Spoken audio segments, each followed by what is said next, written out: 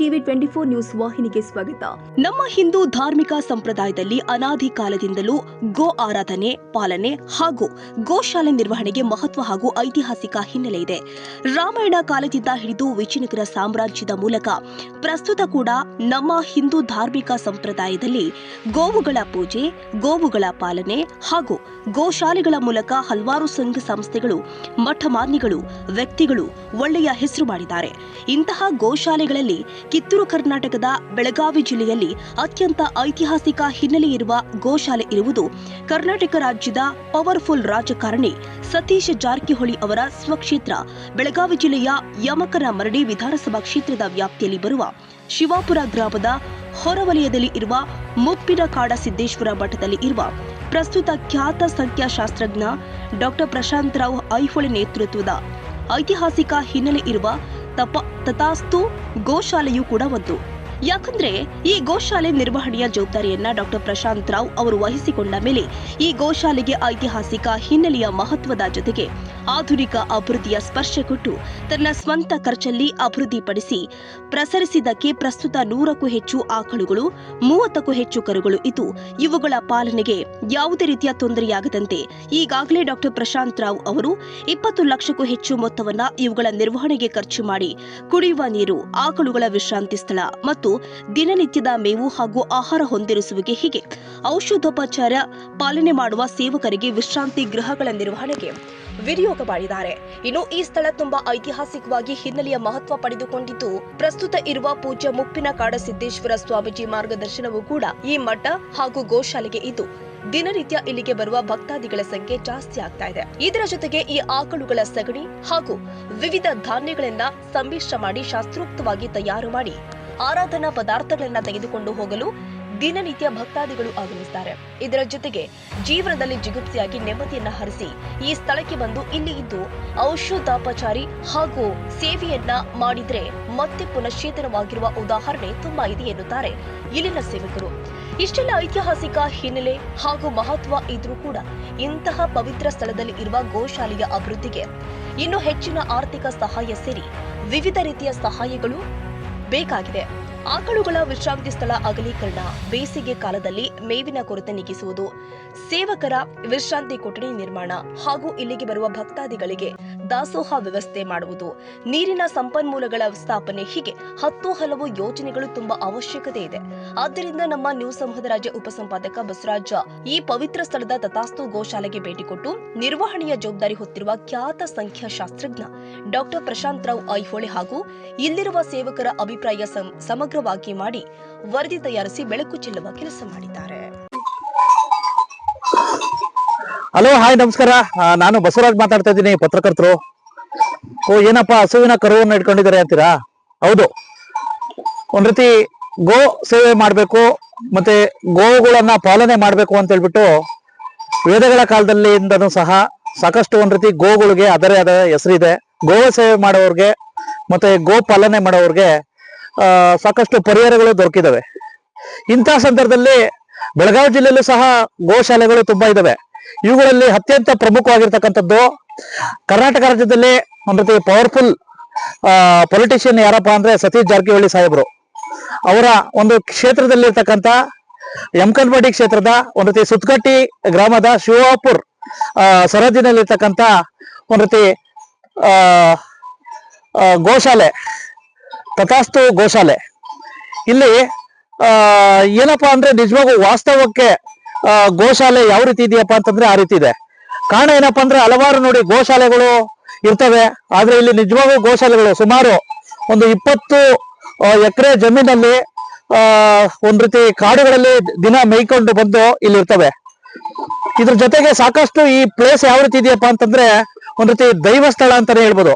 ಇಲ್ಲಿ ಯಾಕಪ್ಪ ಅಂತಂದ್ರೆ ಖ್ಯಾತ ಒಂದ್ ರೀತಿ ಬೆಳಗಾವಿ ಜಿಲ್ಲೆಯಲ್ಲಿ ಇತ್ತೀಚೆಗೆ ಲೇಟೆಸ್ಟ್ ಏನಪ್ಪಾ ಅಂತಂದ್ರೆ ಖ್ಯಾತ ಸಂಖ್ಯಾಶಾಸ್ತ್ರಜ್ಞ ಡಾಕ್ಟರ್ ಪ್ರಶಾಂತ್ ರಾವ್ ಅವರ ಒಂದ್ ರೀತಿ ನೇತೃತ್ವದಲ್ಲಿ ಈ ಗೋಶಾಲೆನ ಇಂಪ್ರೂವ್ಮೆಂಟ್ ಮಾಡ್ಬೇಕು ಅಂತ ಹೇಳ್ಬಿಟ್ಟು ಅವ್ರ ಪಣ ತೊಟ್ಟದ ಮೇಲೆ ಸಾಕಷ್ಟು ಅಭಿವೃದ್ಧಿ ಪಡಿಸ್ತಾವ್ರೆ. ಅವರೇ ಸ್ವತಃ ಖರ್ಚಾಕಿದ್ದಾರೆ. ಇದ್ರ ಜೊತೆಗೆ ಇಲ್ಲಿರ್ತಕ್ಕಂಥ ಸ್ವಾಮೀಜಿಯವರು, ಮೌನಕಾಡ ಸಿದ್ದೇಶ್ವರ ಸ್ವಾಮೀಜಿಯವರು ಸಹ ಸಾಥ್ ಕೊಟ್ಟಿದ್ದಾರೆ. ಬನ್ನಿ, ಇಲ್ಲಿರ್ತಕ್ಕಂಥ ಇನ್ನೊಂದು ವಿಷಯ ಏನಪ್ಪಾ ಅಂತಂದ್ರೆ ಯಾವುದೇ ರಾಜಕಾರಣಿಗಳು ಈ ಒಂದು ಗೋಶಾಲೆಯ ಅಭಿವೃದ್ಧಿಗೆ ₹1 ಸಹ ಕೊಟ್ಟಿಲ್ಲ. ಸಾಕಷ್ಟು ನೆಪ ಮಾತ್ರಕ್ಕೆ ಎಲ್ಲ ಕಡೆ ಇಸ್ಕೊಂಡು ನೋಡವ್ರೆ, ಆದ್ರೆ ಈ ಶಾಲೆಗೆ ಯಾವುದೇ ರೀತಿ ಕೊಟ್ಟಿಲ್ಲ. ಎಲ್ಲೆಲ್ಲೋ ಕೊಡ್ತಿರಲ್ಲ, ಈ ಒಂದು ಗೋಶಾಲೆಯ ಪ್ರಸ್ತುತ ಪರಿಸ್ಥಿತಿ ನೋಡಿದ್ರೆ ನೀವೇ ಬಂದ್ಬಿಟ್ಟು ಕೊಟ್ಟೋಗ್ತಿರೋ ಅಂತ ವಿಚಿತ್ರವಾಗಿದೆ, ಅಂತ ವಿಶಿಷ್ಟವಾಗಿದೆ, ಅದೇ ರೀತಿ ಶ್ರೇಷ್ಠವಾಗಿದೆ. ಹಾಗಾದ್ರೆ ಬನ್ನಿ, ತಥಾಸ್ತು ಗೋಶಾಲೆಯ ಪ್ರಸ್ತುತ ಪರಿಸ್ಥಿತಿ ಯಾವ ರೀತಿ ಇದೆ, ಯಾವ ರೀತಿ ಪಾಲನೆ ಮಾಡ್ತಾವ್ರೆ, ಮತ್ತೆ ಇಲ್ಲಿರ್ತಕ್ಕಂಥ ಪಾಲನೆ ಮಾಡ್ತಾ ಇರ್ತಕ್ಕಂಥ ಇದರ ನೇತೃತ್ವ ವಹಿಸ್ತಕ್ಕಂಥ ಡಾಕ್ಟರ್ ಪ್ರಶಾಂತ್ ರಾವ್ ಅವರು ಏನ್ ಹೇಳ್ತಾರೆ, ಇಲ್ಲಿರ್ತಕ್ಕಂಥ ಸ್ವಾಮೀಜಿಗಳು ಏನ್ ಹೇಳ್ತಾರೆ, ಮತ್ತೆ ಇಲ್ಲಿರ್ತಕ್ಕಂಥ ಗೋವುಗಳು ಯಾವ ರೀತಿ ಪರಿಪರಿಯಾಗಿ ತೋರಿಸ್ತೀನಿ. ನಾನು ನಿಮ್ಮ ಬಸವರಾಜು. ನಮಸ್ಕಾರ, ಥ್ಯಾಂಕ್ ಯು ಬಸವರಾಜ್. ಗೋಶಾಲೆ ಬಗ್ಗೆ ನಿಮ್ಮ ಅಭಿಪ್ರಾಯ ಹೆಂಗೆ? ಗೋಶಾಲೆ ಬಗ್ಗೆ ನೋಡ್ರಿ, ಇಲ್ಲಿ ಮಳೆಗಾಲದಲ್ಲಿ ಚೆನ್ನಾಗಿರುತ್ತೆ ರೀ, ಬೇಸಿಗೆಯಲ್ಲಿ ಕಷ್ಟ ಆಗುತ್ತೆ ರೀ. ಗೋಶಾಲೆಗಳಿಗೆ ಹುಲ್ಲು ನೀರು ಬೇಕಾಗುತ್ತೆ ರೀ, ಅದೆಲ್ಲ ಸೇರ್ಸ್ತಾರೆ ಬೇಕ್ರಿ ನಮ್ಗೆ. ಅದು ಹಿಂಡಿ ಕೊಡ್ಬೇಕು, ಆಮೇಲೆ ಹುಲ್ಲದು ಬೇಕಾಗತ್ತೆ ರೀ, ಅದೆಲ್ಲ ಕೊಡ್ಬೇಕ್ರಿ. ಆದ್ರೆ ಇರೋಕ್ಕ ಹಿಂಗ್ ಬಂದಿದ್ದಾರೆ ಭಕ್ತರುಗಳಿಗೆ ಒಂದ್ ಸ್ವಲ್ಪ ತೊಂದ್ರೆ ಇದ್ರೆ ಇಲ್ಲಿ, ಅದಕ್ಕೆ ರೂಮ್ಗಳು ಹಿಂಗ ಇರ್ಲಿಕ್ಕೆ ಸ್ಥಾನ ಬೇಕ್ರಿ ಚೆನ್ನಾಗಿ, ಅದಕ್ಕೆ ಅದೆಲ್ಲ ವ್ಯವಸ್ಥೆ ಮಾಡ್ಕೊಡ್ಬೇಕ್ರಿ. ಆಮೇಲೆ ಇನ್ನೊಂದ್ ಹೇಳ್ತೀನಿ, 15 ವರ್ಷ ನಾವು ಸೇವಾ ಮಾಡತ್ತೇವೆ ಇಲ್ಲಿ. ಆದ್ರೆ ಆಯುರ್ವೇದ ಔಷಧ ತಗೋತಾರೆ, ಎಲ್ಲಾರು ಚೆನ್ನಾಗಿ ಆಗುತ್ತಾರೆ. ಹಾಸ್ಪಿಟಲ್ ಹೋಗೋದ್ ದೊರಕನ ಇಲ್ಲ ರೀ. ಆದ್ರೆ ನನ್ನ ಉದ್ದೇಶನ ತಗೋರಿ, ನಿಮ್ಗೆ ನನಗೆ ಅಪೆಂಡಿಕ್ಸ್ ಆಗಿತ್ತು ಅಂತ ಹೇಳಿದ್ರು ಡಾಕ್ಟರ್. ಆದ್ರೆ ಆಪರೇಷನ್ ಮಾಡಿದ್ರೆ ಉಳಿತಾರ, ಇಲ್ಲ ಉಳಿದಿಲ್ಲ ಅಂತ ಹೇಳಿದ್ರು. ಅವ್ರ ಗುರುಗಳು ಏನ್ ಹೇಳಿದ್ರು, ನಮ್ಮ ಯಜಮಾನ್ರು ಸೇವಾ ಮಾಡ್ತಾರೆ, 10-15 ವರ್ಷದಿಂದ ಸೇವಾ ಮಾಡ್ತಿರು. ಅವ್ರಿಗೆ ತಿರ್ಕೊಂಡ್ರು ಅವ್ರು, 20 ವರ್ಷ ಆಯ್ತು. ಅದ್ರ ಮುಂದೆ ನಾನು ಅದೇ ರೀತಿನೇ ನಡ್ಕೊಂಡ್ ಹೋಗತ್ತೇನ್ರಿ. ಆಮೇಲೆ ಇಲ್ಲಿ ಔಷಧ ಕೊಡ್ತೇನೆ, ಹಾಸ್ಪಿಟಲ್ ಹೋಗ್ಬೇಡ ಅಂತ ಹೇಳಿದ್ರು ಗುರುಗಳ್ರಿ. ನಮ್ ಕಾಸಿದ್ದೆ ಸರ್ ಹೇಳಿದ್ರಿ. ಆಮೇಲೆ ಔಷಧ ಕೊಟ್ರಿ ನಮ್ಗೆ. ಆಮೇಲೆ ಆಪರೇಷನ್ ಇಲ್ಲ, ಏನು ಇಲ್ಲ ರೀ, ಚೆನ್ನಾಗಿನೇ ಇದೇನ್ರಿ. ಒಟ್ಟಾರೆ ಈ ಒಂದು ಗೋಶಾಲೆ ಬಂದು ಸೇವೆ ಮಾಡೋದ್ರಿಂದ, ಇಲ್ಲಿರ್ತಕ್ಕಂಥ ಔಷಧ ತಗೊಳ್ಳೋದ್ರಿಂದ ಚೆನ್ನಾಗಿದ್ದೀರಾ? ಚೆನ್ನಾಗಿದೆ ಸರ್. ಗೋಶಾಲೆ ಅಂದಿದ ತಕ್ಷಣ ಅದೆಂತ ಏನು ಹೈಯೆಸ್ಟ್ ಓದಿರತಕ್ಕಂಥವ್ರು ಸಹ ಗೋಶಾಲೆ ಮಾಡ್ಬೇಕು, ಗೋ ಸೇವೆ ಮಾಡ್ಬೇಕು ಅಂತ ಸ್ವಯಂವಾರ್ಥವಾಗಿ ಎಷ್ಟು ಅವ್ರನ್ನ ತೊಡಸ್ಕೊಂಡಿದ್ದಾರೆ ಈ ಶಾಲೆಯಲ್ಲಿ. ವಿಶೇಷವಾಗಿ ತಥಾಸ್ತು ಗೋಶಾಲೆ ಅನ್ನೋದಕ್ಕೆ ಸ್ಪಷ್ಟ ಉದಾಹರಣೆ ಇವರು. ವಿಶೇಷವಾಗಿ ಇವ್ರು ನೋಡಿದ್ರೆ ಏನಪ್ಪಾ, ಏನೋ ಒಂದು ಹಸು ಇಟ್ಕೊಂಡವ್ರೆ, ಏನೋ ಪೇಟ ಸುಟ್ಕೊಂಡವ್ರೆ ಅಂತೀರಾ. ಇವರು PhD ಗೆ ಬಾರಿ ಅಪ್ಲೈ ಮಾಡಿದ್ದಾರೆ. ಒಳ್ಳೆ ಏನೋ ಡಬಲ್ ಡಿಗ್ರಿ ಓದಿರ್ತಕ್ಕಂಥವ್ರು, ಮೈಸೂರು ಯೂನಿವರ್ಸಿಟಿಲಿ ಡಿಗ್ರಿ ಮಾಡಿದ್ದಾರೆ. ಪಾಪ ಇವರು ಏನ್ ಹೇಳ್ತಾರೆ ಈ ಒಂದು ಏನು ಗೋಶಾಲೆ ಬಗ್ಗೆ, ಮತ್ತೆ ಇಲ್ಲಿರ್ತಕ್ಕಂಥ ಒಂದ್ ರೀತಿ ಪರಿಪಾಲನೆ ಬಗ್ಗೆ ಏನ್ ಹೇಳ್ತಾರೆ. ನಮಸ್ತೆ, ತಮ್ಮ ಹೆಸರು? ಮಹಾವೀರ್. ಹೇಳಿ, ತಾವೇನು ಓದಿರೋದು? ಯಾವ ಯೂನಿವರ್ಸಿಟಿ? ಹೇಳಿ ಸರ್, ಈ ಒಂದು ಗೋಶಾಲೆ ಬಗ್ಗೆ ತಮ್ಮ ಅಭಿಪ್ರಾಯಗಳು? ಈ ಗೋಶಾಲೆಯಲ್ಲಿ ಒಂದು 80 ರಿಂದ 90 ಹಸುಗಳಿವೆ. ಅದರಲ್ಲಿ ಒಂದು 30 ಕರುಗಳಿವೆ. ಅದರಲ್ಲಿ ಒಂದು 8 ಊರಿಗಳಿವೆ. ಅದರಲ್ಲಿ ಒಂದು 50-55 ಹಸುಗಳಿವೆ. ಇವುಗಳನ್ನ ಬೆಳಿಗ್ಗೆ ಹಸುವರಿಗೆ ನಾವು ಕಾಡಿನಲ್ಲಿ ಬಿಟ್ಟಿರೋದ್ರಿಂದ ಸುಮಾರು ಒಂದು 8 ರಿಂದ 10 ಕಿಲೋಮೀಟರ್ ಕಾಡಿನಲ್ಲಿ ಅಡ್ಡಾಡಿ ಬರ್ತಾವೆ. ಕಾಡಿನಲ್ಲಿ ಒಂದು 10 ರಿಂದ 15 ಕಿಲೋಮೀಟರ್ ವರೆಗೆ ದಿನಕ್ಕೆ ಅಡ್ಡಾಡ್ತಾವೆ. ಇವೆಲ್ಲ ಅಲ್ಲಿ ಕಾಡಿನಲ್ಲಿ ಇರ್ತಕ್ಕಂಥ ಹಸಿರು ತಪ್ಪಲು, ಒಣ ತಪ್ಪಲು, ಆಮೇಲೆ ಕಡ್ಡ, ಇವುಗಳನ್ನೆಲ್ಲ ತಿಂತ ತಮ್ಮ ಹೊಟ್ಟೆಯನ್ನು ತುಂಬಿಸ್ಕೊಳ್ತಾವೆ. ಮತ್ತೆ ಕಾಡಿನಲ್ಲಿ ಅಲ್ಲಲ್ಲಿಗೆ ನೀರು ಹರಿದು ಹೋಗ್ತಕ್ಕಂಥ ಹಳ್ಳಗಳವ, ಅತಿ ಸ್ವಚ್ಛವಾಗಿರ್ತಕ್ಕಂಥ ನೀರು ಹರಿದು ಹೋಗ್ತೈತಿ. ಅಲ್ಲೇ ನೀರಡಿಕೆ ಆದಾಗ ನೀರನ್ನು ಕುಡಿತಾವು. ಆಮೇಲೆ ಸಾಯಂಕಾಲ 5-5:30 ನಂತರ ಇವು ಮತ್ತೆ ವಾಪಸ್ ಈ ಶೆಡ್ಡಿಗೆ ಬರ್ತಾವ, ಗೋಶಾಲೆಗೆ ಬರ್ತಾವ, ವಾಪಸ್ ಅವೇ ಬರ್ತಾವ. ಮತ್ತೆ ಅದ್ರ ಜೊತೆಯಲ್ಲಿ ಈಗ ಬೇಸಿಗೆ ಇರೋದ್ರಿಂದ ಅಲ್ಲಿ ಮೇವಿನ ಪ್ರಮಾಣ ಕಡಿಮೆ ಆಗಿರೋದ್ರಿಂದ ಅವುಗಳು ಏನಾಗ್ತಾವ ಅಂತಂದ್ರ ಬೇರೆ ಈ ಕಾಡಿನಿಂದ ಹೊರಗಿರ್ತಕ್ಕಂಥ ಜಮೀನ್ ಏನದಾವು, ಜಮೀನ್ ಸೇರಿ ಅವು ಜಮೀನ್ ಹಾಳು ಮಾಡ್ತಾವ ಅನ್ನೋ ಉದ್ದೇಶದಿಂದ ಗೋಗಳನ್ನ ರಕ್ಷಣೆ ಮಾಡ್ಲಿಕ್ಕೆ, ಅವುಗಳನ್ನ ಕಾಯ್ಲಿಕ್ಕೆ ನಾವು ಒಂದು 2-3 ಜನ ಈ ಕಾಡಿನಲ್ಲಿ ಅವತರ ಜೊತೆಯಲ್ಲಿ ಅಡ್ಡಾಡಿ ಅವತರ ಮೇಯಿಸ್ಕೊಂಡ್ ಬರ್ತಕ್ಕಂಥ ಕೆಲಸ ಮಾಡ್ತಾ ಇದೀವಿ.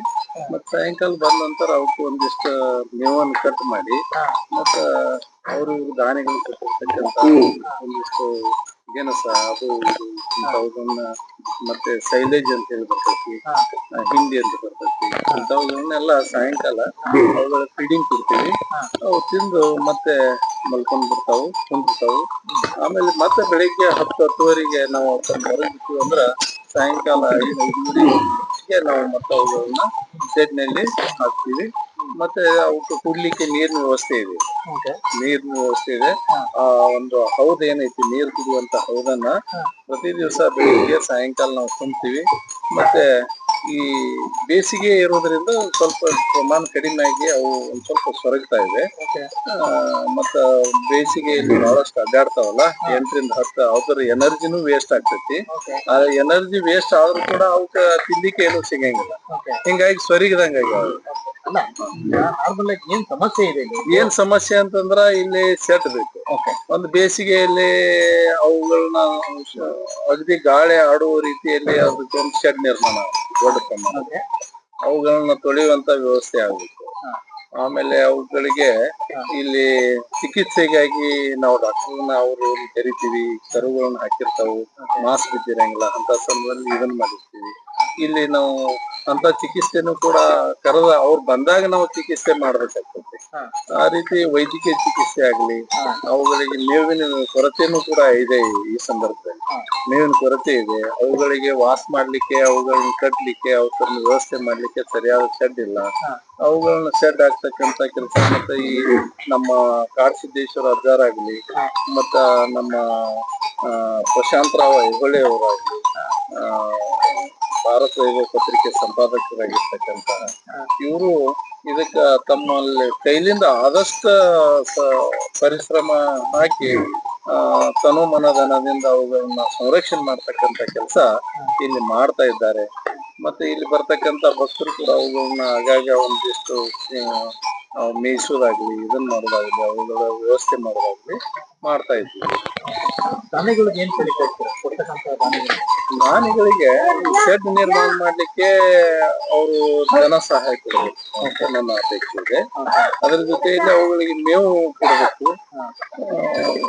ಈ ರೀತಿ ಪ್ರತಿ ವರ್ಷ ಬೇಸಿಗೆಯಲ್ಲಿ ಅವುಗಳಿಗೆ ಮೇವಿನ ಕೊರತೆ ಆಗ್ತೈತಲ್ಲ, ಮಳೆಗಾಲದಲ್ಲಿ ಮೇವು ಇತ್ತಂದ್ರ ಮೇದ್ ಬರ್ತಿರ್ತಾವು. ಬೇಸಿಗೆಯಲ್ಲಿ ಒಂದ್ 3-4 ತಿಂಗಳು ಅವುಗಳು ಕುಡಿಯೋದು ಕಷ್ಟ ಆಗ್ತೈತಿ. ಒಬ್ಬ ರೈತ ಒಂದ್ ಹಸುವನ್ನು ಸಾಕ್ಬೇಕಾದ್ರ ಮನೆಯಲ್ಲಿ ಗಂಡ, ಹೆಂಡತಿ, ಮಕ್ಕಳು ಎಲ್ಲಾರು ಕಷ್ಟ ಪಡ್ತಾರ. ಇಲ್ಲಿ ಒಂದು 90 ರಿಂದ 100 ದನ ಹಸುಗಳನ್ನ ನಾವು ಸಾಕ್ಬೇಕಂತಂದ್ರೆ ಬಹಳ ಕಷ್ಟ ಪಡ್ಬೇಕಾಗ್ತೈತಿ. ಮತ್ತ ಅವುಗಳಿಗೆ ವ್ಯವಸ್ಥೆ ಬಹಳ ಮಾಡ್ಬೇಕಾಗ್ತೈತಿ. ಅದಕ್ಕಾಗಿ ಇಲ್ಲಿ ಮೇವಿನ ಕೊರತೆ ಮತ್ತು ದನಗಳನ್ನ ಕಟ್ಲಿಕ್ಕೆ ಹಸುಗಳ ಶೆಡ್ ನಿರ್ಮಾಣ ಆಗುವುದು ಬಹಳ ಮುಖ್ಯ. ಶೆಡ್ ನಿರ್ಮಾಣ ಆಗ್ಬೇಕು. ಇಲ್ಲಿ ಇರ್ತಕ್ಕಂತ ಶೆಡ್ ಗೋವುಗಳ ಪಾಲನೆ ಮಾಡ್ತಕ್ಕಂತ ಪಾಲಕರು ಏನದಾರಲ್ಲ, ಅವ್ರಿಗೆ ಇರ್ಲಿಕ್ಕೆ ಒಂದು ಸುವ್ಯವಸ್ಥಿತವಾಗಿರ್ತಕ್ಕಂತ ಒಂದು ಕಟ್ಟಡ, ಅವ್ರಿಗೆ ಇರ್ಲಿಕ್ಕೆ ಮಲ್ಕೊಳ್ಳೋದಾಗ್ಲಿ, ಇದನ್ನಾಗ್ಲಿ, ಅವರಿಗೆ ವ್ಯವಸ್ಥಿತ ರೀತಿಯಲ್ಲಿ ಒಂದು ಇನ್ಫ್ರಾಸ್ಟ್ರಕ್ಚರ್ ಇಲ್ಲಿ ಕೊರತೆ ಬಹಳ ಐತಿ. ಅದು ನೀಗಿಸುವಂತ ಕೆಲಸ ದಾನಿಗಳಿಂದ ಆದ್ರ ಬಹಳ ಒಳ್ಳೆ ರೀತಿಯಿಂದ ಈ ಒಂದು ತಥಾಸ್ತು ಗೋಶಾಲೆ ಅಭಿವೃದ್ಧಿ ಆಗ್ತತಿ ಅಂತಕ್ಕಂತ आशाभावने इट्ಕೊಂಡು ಎಲ್ಲಾ ದಾನಿಗಳಲ್ಲಿ ನಾನು एक ओपन काढलेले आहे. शेड करण्यासाठी निमित्तामध्ये सहायदान सर्वांना करायला पाहिजे. तुम्हाला एक ओपन घेतल्यावर काय तर तुम्हाला असं मिळणार, काही पण मिळू शकतो. तुम्ही त्यासाठी आपण एक 1000 रुपये कोपाने वाटतो. 1000 रुपये कोपांचे घ्यायचे. त्या घ्यायचे म्हणजे गायीसाठी निर्माण करण्यासाठी, आपण शेड निर्माण करण्यासाठी कोपन काढलेले आहे. आपण सर्वांना घेऊन पुन्हा या. सर्वांना धन्यवाद. ಸರ್ ನಮಸ್ತೆ. ನಮಸ್ಕಾರ. ಹೇಳಿ ಸರ್, ಈಗಿನ ವಿಷಯದಲ್ಲಿ ಸಾಕಷ್ಟು ಒಂದ್ ರೀತಿ ಗೋಶಾಲೆಗಳು ಇದಾವೆ. ವಿಶೇಷವಾಗಿ ಇಂಥ ಕಾಡು ಪ್ರದೇಶಗಳಲ್ಲಿ ಸಾಕಷ್ಟು ಸವಾಲುಗಳ ನಡುವೆ ಒಂದ್ ರೀತಿ ಒಂದು ಗೋಶಾಲೆನ ಪರಿಪಾಲನೆ ಮಾಡ್ತಾ ಇದ್ದೀರಾ. ಇದೊಂದು ಬೆಳಗಾವಿ ಜಿಲ್ಲೆ ಸುಟ್ಟಟ್ಟಿ ಶಿವಾಪುರ ಗ್ರಾಮದಲ್ಲಿ ಒಂದು 30 ವರ್ಷಗಳಿಂದ ಈ ಒಂದು ಅಪ್ಪಾಜಿಯವರು, ಸ್ವಾಮೀಜಿಯವರು ಇದೊಂದು ಮಠ ನಡೆಸ್ಕೊತ ಬರ್ತಾ ಇದ್ರು. ನಾವು ಅಮಾವಾಸ್ಯೆ ಮತ್ತ ಪೌರ್ಣಿಮಾ ದಿನ ಈ ಒಂದು ಉಪಾಯ ಮತ್ತು ರೆಮಿಡೀಸ್ ಅತ್ತ ಈ ಎಲ್ಲ ಗೋಮಾತೆಗಳಿಗೆ ನಾವು ಏನಾದರೂ ಮೇವಾಗಲಿ ಅವಕ್ಕೆ ರೆಮಿಡೀಸ್ ಮಾಡಕ್ಕೆ ಬರ್ತಿದ್ದೆವು. ಒಮ್ಮೆ ಒಂದು 2 ವರ್ಷದಿಂದ ಬಂದಾಗ ಅಧ್ಯಕ್ಷರ ಈ ಒಂದು ನನಗೆ ಆಕಳ ಸಾಕೋದು ಆಗಂಗಿಲ್ಲ, ಯಾರೂ ಭಕ್ತರು ಇದಕ್ಕೆ ಸಪೋರ್ಟ್ ಮಾಡುವಾರ ಅಂದಾಗ ಏನೋ ಇಲ್ಲೊಂದು ಯಾಕಂದ್ರೆ ಇಲ್ಲೇ ಯಾಕೆ ಬರ್ತಿದ್ದೀವಪ್ಪ ಅಂತಂದ್ರೆ ಇಲ್ಲೊಂದು ಸಾಕಷ್ಟು ಜಂಗಲ್ ಅದ. ಮತ್ತ ಎಲ್ಲಾ ಆಕಗಳು ಮುಂಜಾನೆ 10 ಗಂಟೆಗೆ ಬಿಟ್ರ 4 ಗಂಟೆಗೆ ಇಲ್ಲಿ ತ್ರಾಸ ಬರೋದು ಬ್ಯಾಸಿಗ್ಯಾಗ ಅಷ್ಟ. ಯಾಕಂದ್ರ ಅವಕ್ಕ ಮೇವಿಗೂ ಏನು ಇರಂಗಿಲ್ಲ. ಇಲ್ಲಿವರೆಗೆ ಒಂದು 3 ತಿಂಗಳು ನಾವು ಸಾಕಷ್ಟು ಕಣಿಕೆ ಆಗಲಿ, ಹಸಿರು ಮೇವು ಆಗಲಿ ಎಲ್ಲ ಕೊಂಡು ಹಾಕ್ಬೇಕಾಗ್ತದ. ಮತ್ತೊಂದು ವಿಶೇಷ ಅಂದ್ರೆ ಇಲ್ಲಿ ಬಹಳ ಸಣ್ಣದೊಂದು ಶೆಡ್ ಆಗ್ಯದ. ಆ ಶೆಡ್ ಒಳಗ ಒಂದ್ 100 ಆಕಳ, ಒಂದ್ 30-40 ಕರುಗಳ ನೀವು ರಾತ್ರಿ ಬರ್ರಿ, ನೀವು ಒಂದ್ರ ಮ್ಯಾಗ ಒಂದು ಕುತ್ತಂಗ ಆಗಿರ್ತಾವ ಶೆಡ್ ಒಳಗ. ಈ ಒಂದ ಕಾಡಸಿದ್ದೇಶ್ವರ ಸ್ವಾಮೀಜಿಯವರ ಅಪ್ಪಣೆ ಮೇರೆಗೆ ಈ ತಥಾಸ್ತು ಗುರುಕುಲದಲ್ಲಿ ಒಂದು 100 ಅಡಿ ಉದ್ದ 100 ಅಡಿ ಅಗಲ ಒಂದು ದೊಡ್ಡ ಮಾದರಿಯಾದಂತ ಒಂದು ಶೆಡ್ ಕಟ್ಟುವ ಒಂದು ಯೋಜನೆ ಮಾಡಿದ್ದೀವಿ. ಆ ಯೋಜನೆಯಲ್ಲಿ ಎಲ್ಲರ ಕೈ ಹತ್ತಬೇಕು. ಮತ್ತ ಈ ತಥಾಸ್ತು ಗುರುಕುಲ ಈ ಒಂದು ಶಾಲೆಯಿಂದ ಎಲ್ಲರಿಗೆ ಒಂದು ಆಶೀರ್ವಾದ ಹೋಗ್ಬೇಕಂತ 1,000 ರೂಪಾಯಿ ಕೂಪನ್ ತೆಗೆದಿದ್ದೀವಿ. ಒಂದು 15,000 ಕೂಪನ್ ಅದಾವು. ಅದರ ಬೆಲೆ 1,000. ಅವರಿಗೆ ಎಲ್ಲ ನಾವು ಅವ್ರಿಗೆ ಒಂದು ಟಿ ಶರ್ಟ್ ಆಗಲಿ, ಆಮೇಲೆ ಸೀರೆಗಳಾಗಲಿ ಕೂಪನ್ ಇಟ್ಟಿವ. ಮತ್ತ ಜೂನ್ 21ನೇ ತಾರೀಕು ಅದೊಂದು ನಾವು ಕೂಪನ್ ಡ್ರಾ ಮಾಡಾಕತ್ತೀವಿ. ಇಚ್ಛುಕ್ ಭಕ್ತರು ಈ ಮಠದಾಗ 30 ವರ್ಷ ಭಕ್ತರು ಅದಾರು. ಇಲ್ಲಿ ವಿಶೇಷ ಈ ಮಠದ ಏನ್ ವಿಶೇಷಪ್ಪ ಅಂತಂದ್ರ ಇಲ್ಲಿ ನಮ್ಮ ಸ್ವಾಮೀಜಿ ಅವ್ರು ಏನೋ 1 ರೂಪಾಯಿ ತಗೊಳಲ್ದ ಆಯುರ್ವೇದಿಕ್ ಔಷಧನ ಕೊಡ್ತಾರ. ಯಾಕಂದ್ರ ಅವ್ರಿಗೆ ಯಾರ ಭಕ್ತರಿಗೆ ಕೇಳೋ ಸ್ವಭಾವ ಇಲ್ಲ. ಅನಾನ ಈ ಒಂದು ಮಠ ಬೆಳೆದಿಲ್ಲ. ಅದಕ್ಕ ಈ ಒಂದು ಬೆಳಗಾವಿ ಜಿಲ್ಲೆಯ ಸಾಕಷ್ಟು ಭಕ್ತರು ಮತ್ತ ಮನಿ ಮುಂದೆ ಆಕಳ ಸಾಕಿರಿ. ಮೊದಲ ಹಿರಿಯರು ಹೇಳ್ತಿದ್ರ, ಯಾರ ಮನಿ ಮುಂದೆ ಆಕಳ ಐತಪ್ಪ ಅವ್ರಿಗೆ ಎಂದು ಬಡತನ ಬರಂಗಿಲ್ಲ. ಹಂಗ ಇದೊಂದು ನಮ್ಮ ಉಸ್ತುವಾರಿ ಮಂತ್ರಿಯವರ ಸತೀಶಣ್ಣ ಜಾರಕಿಹೊಳಿ ಕ್ಷೇತ್ರದಾಗ ಐತಿ. ಅವರ ಮಾರ್ಗದರ್ಶನದಾಗ ಮತ್ತ ಸ್ವಾಮೀಜಿಯವ್ರ ಮಾರ್ಗದರ್ಶನ ಇಲ್ಲೊಂದೊಂದು ದೊಡ್ಡ ಗೋಶಾಲೆ ಒಂದು ಮಾಡೆಲ್ ಆಗಿ ಮಾಡ್ಬೇಕಂತ ಒಂದು ಇಚ್ಛಾ ಇಟ್ಟಿದ್ದೀವಿ. ನಮ್ಮ ಫ್ರೆಂಡ್ ಸರ್ಕಲ್ ಆಗ್ಲಿ, ನಮ್ಮ ಭಕ್ತರಾಗ್ಲಿ, ನಮ್ಮ ಎಲ್ಲಾ ಜನರು ಎಲ್ಲಾ ಊರಿಂದ ಎಲ್ಲ ಊರಾಗೂ ಇದೊಂದು ತಥಾಸ್ತು ಗೋಶಾಲೆಯ ಒಂದು ಹನಿ ಹನಿ ಕೂಡಿದರೆ ಹಳ್ಳ. ಯಾರ ಈ ಭಕ್ತರ ಇಟ್ಟಂಗಿ ಕೊಡಾಕತ್ತಾರೋ, ಒಬ್ರ ಸಿಮೆಂಟ್ ಕೊಡಾಕತ್ತಾರೋ, ಒಬ್ರು ಪತ್ರ ಕೊಡಾಕತ್ತಾರೋ, ಹಿಂಗೆಲ್ಲ ಮಾಡಿ ಒಂದು ಮಾಡೆಲ್ ಮಾಡೋದೈತಿ. ಎಲ್ಲರೂ ಗೋ ಪ್ರೇಮಿಗಳ ಮತ್ತೊಂದು ನೀವೆಲ್ಲ ಕೇಳಿರ್ಬೇಕು, ದಯಾಮಾಯ ಪ್ರಾಣಿ ಪಕ್ಷಿಗಳಲ್ಲಿ ತೋರ ತಂದಾರ. ನಾವೆಲ್ಲರೂ ಕೂಡಿ ವಯಸ್ಸಾದ್ಮೇಲೆ ಎಲ್ಲರೂ ಮಾಡ್ತಾರ. ಆದ್ರ ವಯಸ್ಸಿದ್ದಾಗ ಏನಾದ್ರೂ ಈ ಒಂದು ಬೆಳಗಾವಿ ಜಿಲ್ಲೆಯಲ್ಲಿ ಈ ಒಂದು ಕ್ಷೇತ್ರದಲ್ಲಿ ಮತ್ತ ಇದೇನು ಬಹಳ ದೂರ ಇಲ್ಲ, ಹೈವೇದಿಂದ 2 ಕಿಲೋಮೀಟರ್ ಅದ ಸುತ್ತಗಟ್ಟಿಯಿಂದ. ಮತ್ ಬೆಳಗಾವದಿಂದ ಒಟ್ಟ 15 ಕಿಲೋಮೀಟರ್ ಐತಿ. ಇಲ್ಲೆಲ್ಲ ಈ ಸೇವಾ ಮಾಡಕ್ ನೀವೆಲ್ಲ ಬರೀ. ಇಲ್ಲೆಲ್ಲ ನಮ್ಮ ಸರ್ ಅದಾರು, ಅವರು ಸಾಕಷ್ಟು ಕಲ್ತವ್ರ ಅದಾರ. ಯಾಕಂದ್ರ ಗೋ ಸೇವಾ ಮಾಡಕ್ ಬಂದಾರ ಅವ್ರು. ಇಲ್ಲಿ ನಮ್ಮ ಅಕ್ಕವ್ರ ಅದಾರ, ಇಲ್ಲಿ ಅಮ್ಮವ್ರ ಅದಾರ. ಇವರೆಲ್ಲ ಮನಸ್ಸು ಬೀಚಿ ಮತ್ತೊಂದು ಅಮಾಶಿವಣಿಗೆ ಇಲ್ಲಿ ಜನ ಇದೊಂದ ಕಾಡದಾಗೆಲ್ಲ ಈ ಆಕುಗಳು ಕೂಡ ತಿರುಗುತ್ತಾರು. ಮತ್ ನಾವು ಒಮ್ಮೆ ಮುಂಜಾನೆ ಬರ್ತೀವಿ. ಮತ್ ಎಷ್ಟೋ ಮಹಾರಾಷ್ಟ್ರದಿಂದ ಅವ್ರಿವ್ರು ಬಂದ ಇದೊಂದು ಶೆಡ್ದಾಗ ಐತಿ. ಆಕಳು ಕೂಡ ರಾತ್ರಿ ಬರ್ತಾ ಕುಂಡಿರ್ತಾರ. ಯಾಕೆ ಕುಂಡಿರ್ತಾರ ಅಂತ ಕೇಳ್ರ, ನಮ್ ದಮ, ನಮ್ ಕ್ಯಾನ್ಸರ್ ಇದೆಲ್ಲ ಈ ಒಂದು ಗೋಮೂತ್ರದಿಂದ ಕಡಿಮೆ ಆಗೈತಿ. ಮತ್ತೆ ಇಲ್ಲಿ ಸ್ವಾಮೀಜಿ ಅವ್ರ ಏನ್ ಔಷಧ ಕೊಡ್ತಾರಲ್ಲ ಅದರಿಂದ ಕಡಿಮೆ ಆಗೈತಿ ಅಂತ ಹೇಳಿ ನಾ ಇಷ್ಟೇ ಹೇಳಕ್ ಪಡ್ತನು. ಎಲ್ಲಾರು ಇದಕ್ಕೆ ಕೋಆಪರೇಷನ್ ಮಾಡ್ರಿ. ಏನಾದ್ರೂ ಕ್ರಾಂತಿ ಆಗೋದೈತಿ ಇಲ್ಲಿ. ಯಾಕಂದ್ರ ಈ ಕ್ರಾಂತಿ ಹೆಂಗ್ ಆಗೋದೈತಪ್ಪ ಅಂತಂದ್ರ ನಿಮಗೆಲ್ಲಾ ಮೊದಲು ಕಾಣ್ತೈತಿ, ಇಲ್ಲಿ ಏನು ಮಠನ ಕಾಣ್ತಿದ್ದಿಲ್ಲ. ಈ 2-3 ವರ್ಷದಾಗ ಇದಕ್ಕೊಂದು ರೂಪ ತರೋದೈತಿ. ಇನ್ನು ಬರುವ ದಿನಗಳಲ್ಲಿ ಒಂದು ದೊಡ್ಡ ಶೆಡ್ ಮಾಡಿ ಈ ಗೋಮಾತೆಯನ್ನ ಸಂರಕ್ಷಣೆ ಮಾಡಿ ಏನಾದ್ರೂ ಐತಿಪ್ಪ ಅಂತ ತೋರಿಸೋದೈತಿ. ಧನ್ಯವಾದಗಳು. ಈಗ ಇನ್ನೊಂದು ಸರ್, ವಿಶೇಷವಾಗಿ ಸಾಕಷ್ಟು ಗೋಶಾಲೆಗಳಿದಾವೆ. ಇಂಥ ಸಂದರ್ಭದಲ್ಲಿ ಎಷ್ಟು ಗೋಗಳಿದಾವೆ, ಮತ್ತೆ ಯಾವ ರೀತಿ ಏನೇನ್ ಸವಾಲುಗಳಾಗ್ತಾವ ಸರ್? ಪಾಪ ಅವು ಹುಷಾರಿರಲ್ಲ, ಯಾವ ರೀತಿ ಇದಿರ್ತವೆ ಅಂತ ಏನಾಗ್ಯದ ಎಲ್ಲಾ ಕಡೆ ನಾವೆಲ್ಲಾ ಚರ್ಚೆ ಮಾಡಿದಾಗ ಎಲ್ಲಾ ಕಡೆ ಏನಾಗ್ಯಾವು, 1 ಎಕರೆ ಶೆಡ್ ಇರ್ತಾವ. ಅಲ್ಲಿ ಅವಕ್ಕ ಮೇಯಕ್ಕ ಬಿಡಲ್ಲ. ಯಾಕಂದ್ರ ನಿಮಗ್ ಗೊತ್ತಿರ್ಬೇಕು, ಪಂಚಾಂಗ ನೋಡ್ರಿ ಏನ ನೋಡ್ರಿ ದಿವಸ ಒಂದ್ ಮುಹೂರ್ತ ಇರ್ತದ. ಅದಕ್ಕ ಗೋದ್ ಹೋಳಿ ಮುಹೂರ್ತ ತತ್ತಾರ. ಅದ್ ಹೆಂಗಿರ್ತತಿ, ಸೂರ್ಯ ಮುಳುಗ್ತಿರ್ತದಲ್ಲ ಅದಕ್ಕಿಂತ 24 ನಿಮಿಷ ಮೊದಲ ಅದ ಸೂರ್ಯ ಅಸ್ತಾಗಣ ಅದೊಂದ್ 48 ನಿಮಿಷದ ಏನ್ ಗೋಧೋಳಿ ಮುಹೂರ್ತ ಐತ್ಲ, ಆ ಗೋಧೋಳಿನ ಯಾಕೆ ಹೆಸರು ಬಿತ್ತಪ್ಪ ಅಂತಂದ್ರ ಆ ಗೋವುಗಳ ಹೊತ್ತ ಮುಣಿಗೆ ಏನ್ ಮೇಯದ ಶಾಂತಾಗಿ ತಮ್ಮ ಸ್ಥಾನಕ್ ಬರ್ತಿದ್ವಲ್ಲ, ಆ ಕಾಲಾಗಿಂದ ಧೂಳ ಏನ್ ಬರ್ತಿತ್ತಲ್ಲ ಆ ಧೂಳದಾಗ ಎಷ್ಟು ಸುಖ ಸಿಕ್ತಿತ್ಲ ಅದಕ್ಕ ಗೋಧೋಳಿ ಮುಹೂರ್ತ ಹೊತ್ತ ಮುಣಿಗೆ ಯಾರಾದ್ರೂ ಮ್ಯಾರೇಜ್ ಮಾಡ್ರ ಅವರು ಡೈವರ್ಸ್ ಆಗೋ ಚಾನ್ಸಸ್ ಬಹಳ ಕಡಿಮೆ. ಇದ ಗೊತ್ತಿಲ್ಲ. ಯಾಕಂದ್ರ ನಾವೊಬ್ರು ಅಸ್ಟ್ರಾಲಜರ್ ಇರೋದ್ರಿಂದ ಇದು ಹೇಳುವಾಗದ. ನಾವೇನ್ ನೋಡ್ತೀವಿ, ಪಂಚಾಂಗ ನೋಡಿದಿಲ್ಲೋ ಈ ತಿಂಗಳ ಮುಹೂರ್ತ ಇಲ್ಲ ಅದಿಲ್ಲ ಅತ್ತೀವು. ಆದ್ರ ನೀವು ಗೋಧೋಳಿ ದಿವಸ ಮುಹೂರ್ತ ಇರ್ತದ. ಆ ಮುಹೂರ್ತ ಒಳಗ ನೀವು ಒಳ್ಳೆ ಕಾರ್ಯ ಮಾಡ್ರಿ ಮತ್ತ ಸಕ್ಸಸ್ ಆಗ್ತೀರಿ. ಅಲ್ಲ, ಈಗ ತಾವು ಒಂದು ಪತ್ರಿಕೆಯ ಸಂಪಾದಕರು, ಪತ್ರಿಕೋದ್ಯಮದಲ್ಲಿ ಇದಾದ್ರೆ, ಮತ್ತೆ ಸಂಖ್ಯಾಶಾಸ್ತ್ರಜ್ಞರು ಸಹ, ವಿಷಯ ಬೆಳಗಾವಿ ಜಿಲ್ಲೆ ಕಂಡ, ಬೆಳಗಾವಿ ಭಾಗ ಕಂಡ.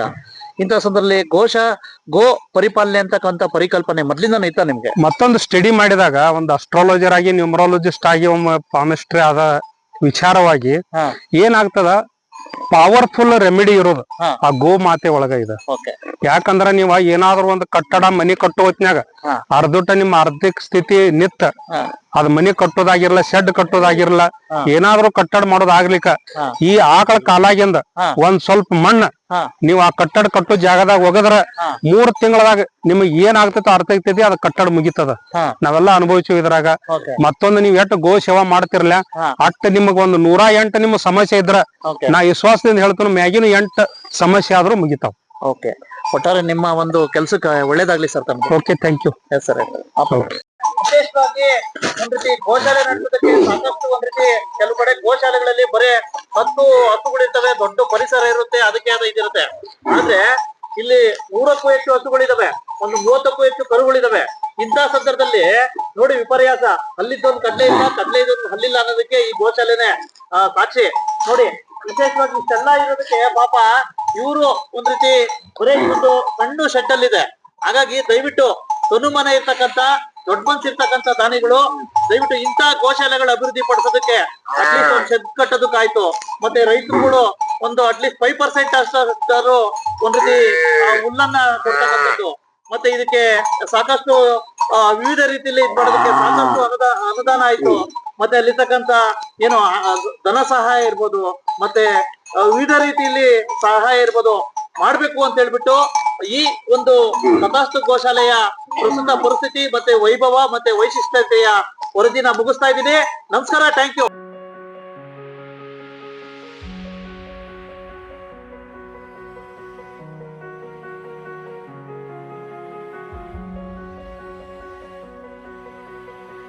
ಕನ್ನಡಿಗರ ಮೆಚ್ಚಿನ ನಿಮ್ಮ ಟಿವಿ 24 ಕನ್ನಡ ನ್ಯೂಸ್ ವಾಹಿನಿ ಇದೀಗ ಟಿವಿಯಲ್ಲಿ ಲಭ್ಯ. ಕರ್ನಾಟಕ ಮತ್ತು ದೇಶ ವಿದೇಶದ 360 ಡಿಗ್ರಿ ಸುದ್ದಿ ಹಾಗೂ ಉತ್ತರ ಕರ್ನಾಟಕ, ಬೆಳಗಾವಿ, ಬಾಗಲಕೋಟೆ, ಧಾರವಾಡ, ಹಾವೇರಿ, ಗದಗ, ಬಿಜಾಪುರ ಜಿಲ್ಲೆಯ ಕ್ಷಣ ಕ್ಷಣದ ವಿವರವನ್ನ ಪಡೆಯುವುದಕ್ಕೆ ಟಿವಿ 24 ಕನ್ನಡ ನ್ಯೂಸ್ ವಾಹಿನಿಯನ್ನ ಲೈಕ್ ಮಾಡಿ, ವಿಡಿಯೋಗಳನ್ನ ಶೇರ್ ಮಾಡಿ, ಕಮೆಂಟ್ ಮಾಡುವ ಮೂಲಕ ನಮ್ಮ ವಾಹಿನಿಗೆ ಸಹಕಾರ ನೀಡಿ ಮತ್ತು ಚಾನೆಲ್ ಅನ್ನ ಸಬ್ಸ್ಕ್ರೈಬ್ ಮಾಡಿ. Thank you.